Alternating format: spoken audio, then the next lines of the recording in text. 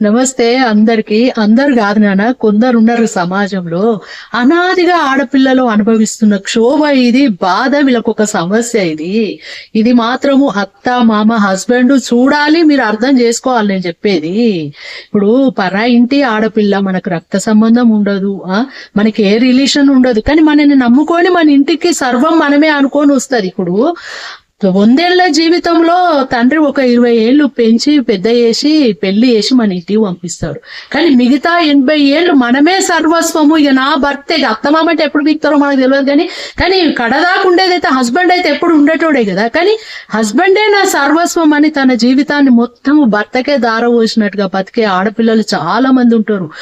వీళ్ళు ఏం చేస్తారు, ఇంకా నా భర్త ఆయుష్ మంచిగా ఉండాలని, నా భర్తకు అన్ని కలిసి రావాలని పూజలు పునస్కారాలు, ఉపవాసాలు, ఇంకెన్నో నానా యాగాలు చేస్తుంటారు వాళ్ళు.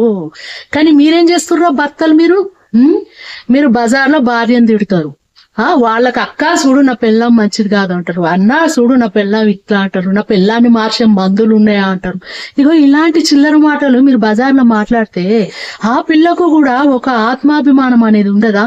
తోటి ఆడవాళ్ళ ముందు నువ్వు అట్లా చులకనగా మాట్లాడితే ఆ పిల్ల తలెత్తుకోగలుగుతుందా? లోపల ఎంత కుమిలిపోతుంది.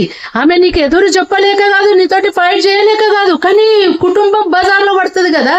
ఇంకా తోటి ఆడవాళ్ళు ఇంకా నన్ను హెచ్చరికగా చూస్తారు, ఇంకా మేము కొట్టుకొని వస్తుంటే అన్న బాధతోటి కూడా నోరెత్తకుండా వాళ్ళు ఉంటారు. నీకు నోరుంది కదా, నీ పెద్ద గొప్పోళ్ళం అని మీరు అనుకుంటారేమో, కానీ నీ పరువు కాపాడడానికనే, పరువు కాపాడడానికనే నీ భార్య గాని కుటుంబ సభ్యులే గాని అందరు ఎవరే గాని సైలెంట్ ఉంటున్నారు. అది అర్థం చేసుకో ఫస్ట్. ముఖ్యంగా అత్తమామ కూడా ఏదో చిన్న చిన్న మిస్టేక్స్ ఉంటాయి, కూడలే ఉంటే దాన్ని పట్టుకొని భూతద్దంలో పెట్టి ఎల్లక్క పుల్లక్క మల్లక్క అని అందరికీ చెప్పడం ఇది కరెక్ట్ కాదు. అత్తమామకి బుక్కడ అన్నం పెడితే తిన్నామా, మన రూమ్ లో వండుకున్నామా, అవసరమా మనకి? వాళ్ళు ఎట్లన్నా ఉండని, ఏమన్నా చేసుకొని, ఏమన్నా వాళ్ళకే దెబ్బ తాకుతుంది, అరే ఇది ఇట్లా కాదు ఇట్లా చేసుకోవాలని వాళ్ళే అండర్స్టాండింగ్ అవుతారు. మనం ఎందుకు ఉచిత సలహాలు ఇవ్వాలి వాళ్ళకు, మనం ఎందుకు అంటు కావాలి? ఇది ఒకటి ఆలోచించుకోండి అత్త మామలు. కానీ హస్బెండ్ నీకు ఇదైతే తగదురా అయ్యా, నీ భార్యను పరాయి ఆడవాళ్ళ ముందు పరాయి మొగోళ్ళ ముందు నువ్వు చులకన చేసి ఇష్టం ఉన్నట్టుగా ఎక్కడ పడితే అక్కడ మాట్లాడినావు అనుకో, ఒక్కసారి చూస్తారు, 2 సార్లు చూస్తారు, 3వసారి చాలా సీరియస్ అవుతారు. అయినప్పుడు నువ్వు తట్టుకోలేవు, బాగా గుర్తుపెట్టుకో, తట్టుకోలేవు.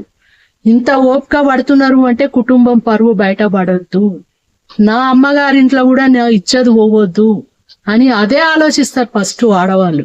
ఇది అర్థం చేసుకో. నీకు పరువు లేదేమో, నీకు మర్యాద లేదేమో, నీకు బజార్లో నువ్వు ఒక బుల్షిట్ గా ఎట్లా అంటే గలీజ్ గా లెక్క నువ్వు అరుస్తావేమో, కానీ ఆడవాళ్ళకు పరువు ఉంటది.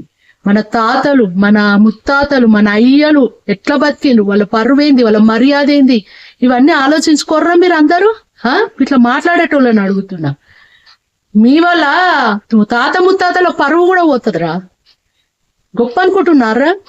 పెళ్ళాము పోతా పోనీతి, పెళ్ళాం నేను ఉంటా ఒంటరిగా అని అనుకుంటావేమో, పోయినాక తెలుస్తుంది ఆ బాధ ఏందనేది. ఎప్పుడే గాని తోడు నీడ అనేది భార్యాభర్తలకు వాళ్ళే రా, ఎవ్వరు కాదు. ఎవ్వడేమి నువ్వు చెప్పే పుల్లక్కొచ్చి పెట్టదు, నువ్వు చెప్పే ఎల్లక్క చెప్పదు, నువ్వు చెప్పే అన్నలు వచ్చే నీకేం చూడరు. నీకు కష్టం వచ్చిందంటే నేనున్నాను ముందుకొచ్చేది నీ భార్యనే, ఎవరు రారు, గుర్తుపెట్టు. చులకనే చేయకు.